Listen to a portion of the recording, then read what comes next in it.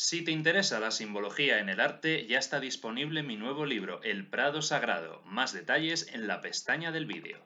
Muy buenas amigos y amigas, bienvenidos una semana más al Centro Ultrella. Seguimos con esta serie de vídeos dedicados a dar respuesta a vuestras peticiones y solicitudes. Hace un par de semanas estuvimos hablando de la era axial, un tema planteado por Brenda Baluarte, a quien le mando un gran abrazo, y si no os habéis suscrito todavía a su canal, ya estáis tardando.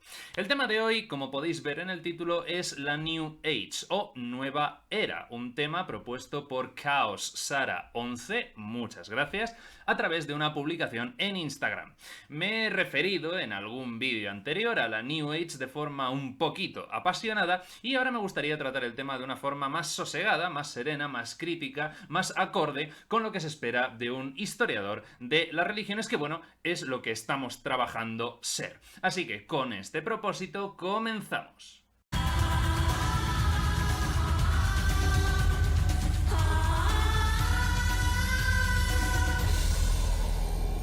Quiero empezar recuperando la reflexión que publiqué en su día en Instagram a raíz de un artículo del teólogo Jordi Corominas y que llevó a Caosara11 a escribirme pidiéndome que hiciera este vídeo.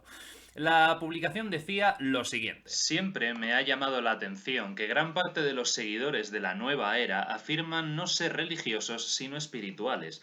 ¿Por qué esa resistencia a ser catalogados como religiosos cuando para cualquier estudioso del hecho religioso es obvio que en ocasiones lo son más que los creyentes tradicionales?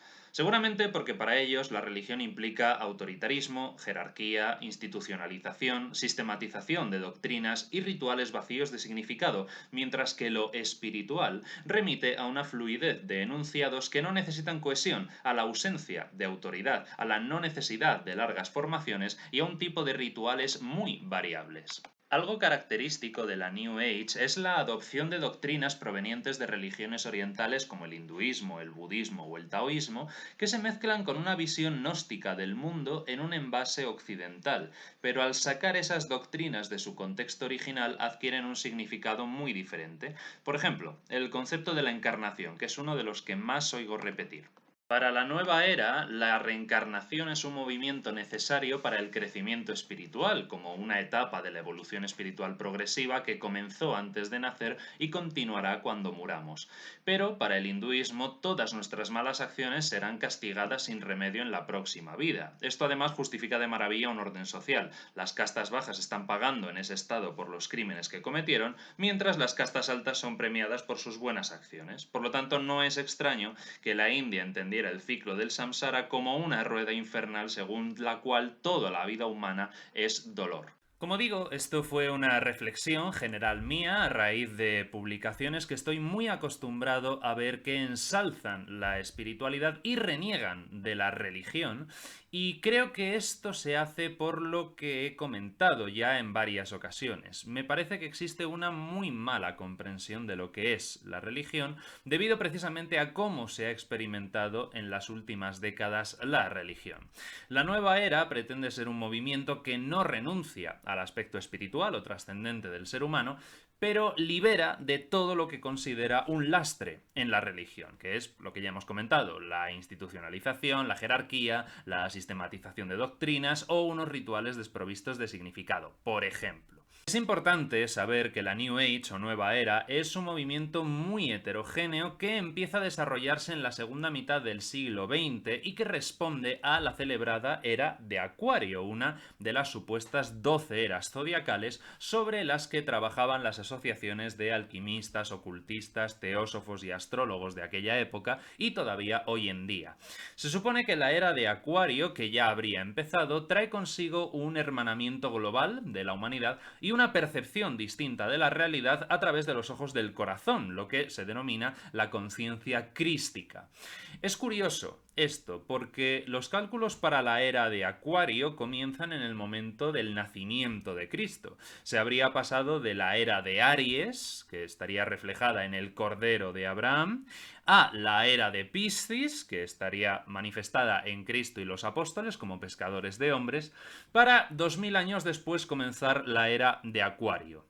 Por lo tanto, ya en su misma génesis tenemos un planteamiento de la nueva era que es clarísimamente cristiano. De hecho, no hay más que ver que sus pilares son la transmisión del amor incondicional, la paz entre los hombres y el respeto y cuidado máximo por la naturaleza y el mundo que nos rodea. Todo ello, una concepción cristiana claramente pospaulina.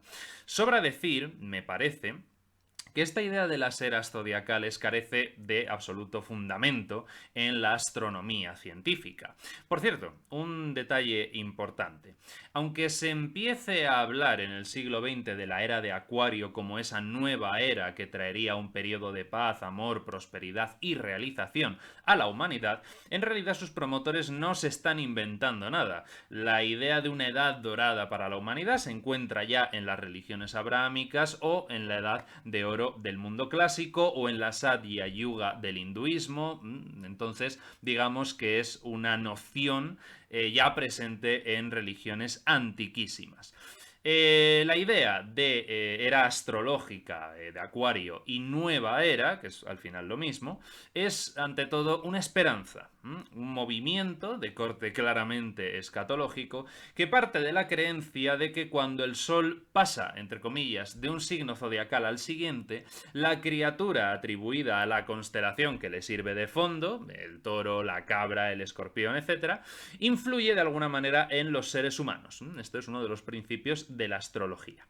Bien, entendido esto, que la nueva era se refiere a la era de Acuario, es, como he dicho, un movimiento extraordinariamente complejo por ser un cajón desastre donde se encuentran elementos orientalistas, ocultistas, esotéricos, de medicina y terapias alternativas, sincretismo religioso reacondicionado y un larguísimo etcétera.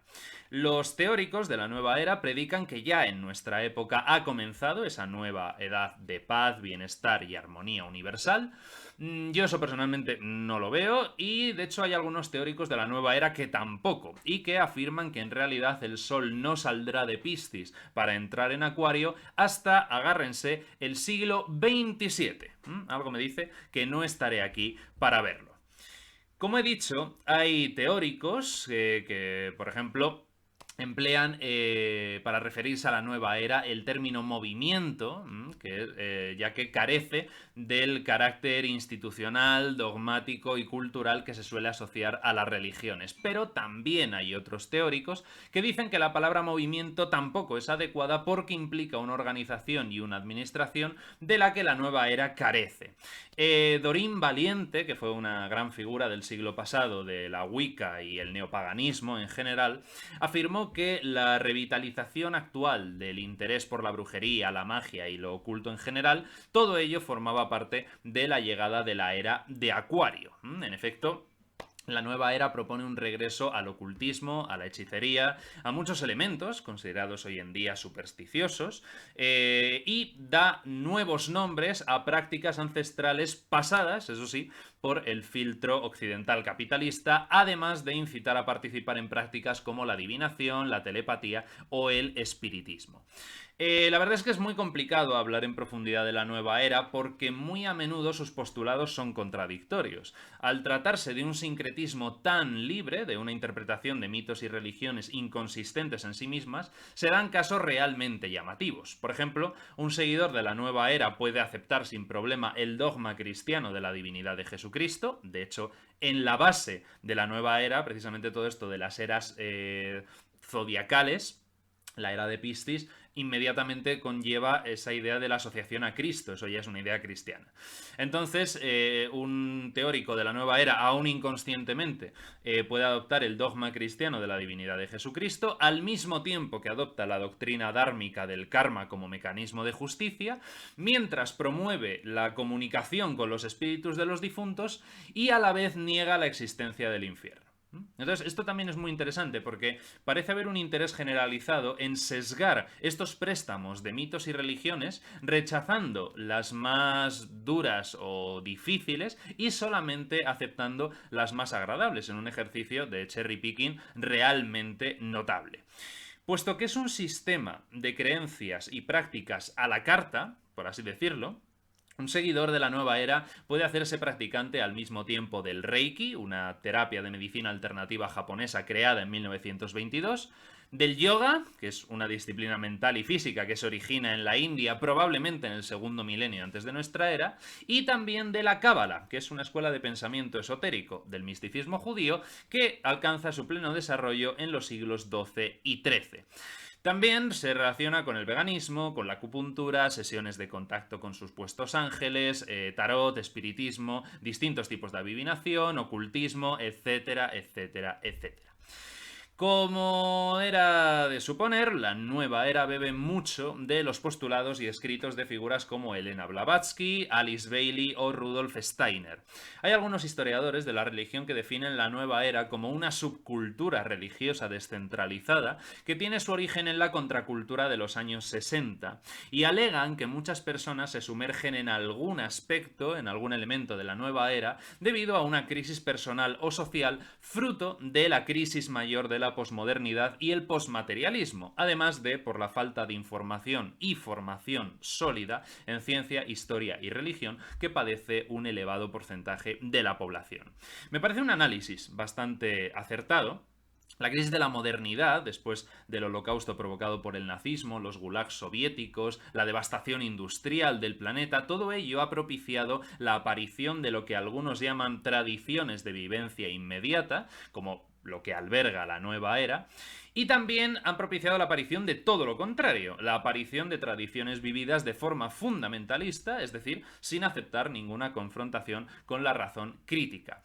Y sí, digo aparición del fundamentalismo en lugar de restauración del fundamentalismo. Si quieres saber por qué, aquí te lo cuento. La nueva era no está enmarcada en ninguna tradición, sino que utiliza muchos elementos dispares de distintas tradiciones y hay que manipularlas mucho para hacer que encajen entre ellas y no siempre se hace bien. Porque un análisis detenido del ser humano nos permite certificar que es una criatura que vive, que crece, que decide y que actúa en el marco de una tradición, sea esta cual sea. Entonces, el propio lenguaje, la manera de comunicar conceptos y de transmitir ideas, el lenguaje que nos permite incidir en la realidad, ya es fruto de un aprendizaje en una tradición. Y ojo, tradición no tiene por qué ser sinónimo de conservación. Tradición puede ser una corriente de vida, de cultura, un río que viniendo del pasado ofrece una plataforma en el presente para proyectarse hacia el futuro. Pero claro, es muy difícil entremezclar las aguas de distintos ríos y mantener la identidad de cada una de esas aguas.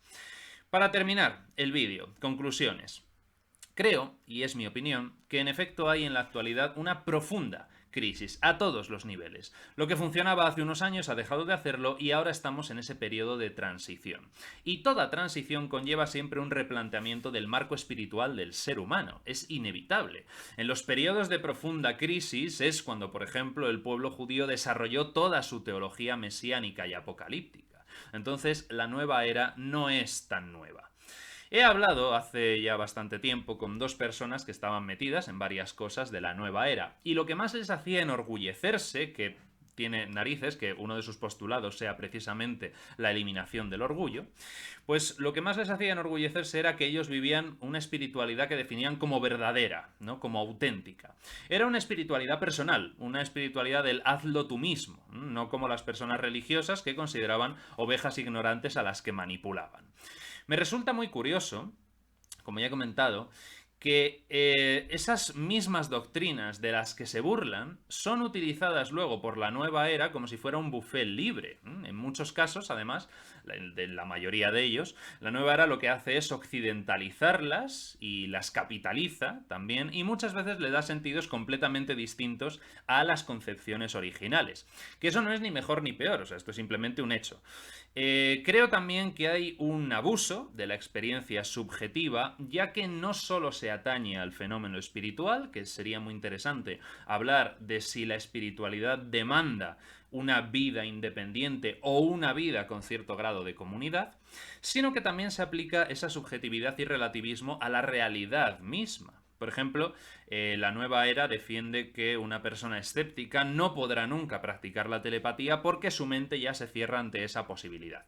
Entonces, esto es muy curioso. Los postulados de la nueva era se introducen en el mundo de la ciencia, no solamente en el de la espiritualidad, pero no tienen la capacidad de mostrar resultados falseables siguiendo el método científico. Esto es curioso.